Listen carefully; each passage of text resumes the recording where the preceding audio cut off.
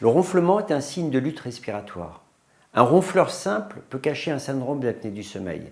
Et un problème présenté comme social peut être en réalité un vrai problème médical. C'est pourquoi, face à un ronflement, il est important de répondre à 3 questions. Quelle est la sévérité du ronflement? Quel est le site obstructif en cause? Existe-t-il des facteurs aggravants? La sévérité du ronflement permet de distinguer le ronfleur simple, le syndrome de haute résistance et le syndrome d'apnée du sommeil. Le ronflement simple est un problème essentiellement social. Le bruit empêche mon conjoint de dormir.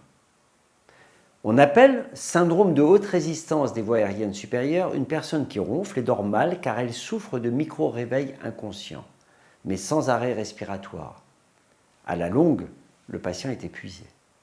Enfin, l'apnée du sommeil est caractérisée par de véritables pauses respiratoires.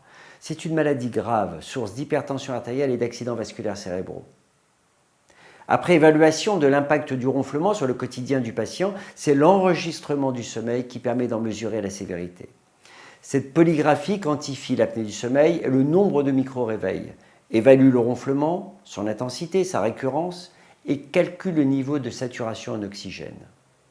L'examen ORL, clinique et fibroscopique, identifie ce site obstructif.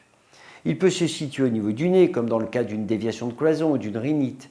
Il peut concerner le voile du palais, les amygdales, ou encore la base de langue, qui est le plus souvent en lien avec le surpoids.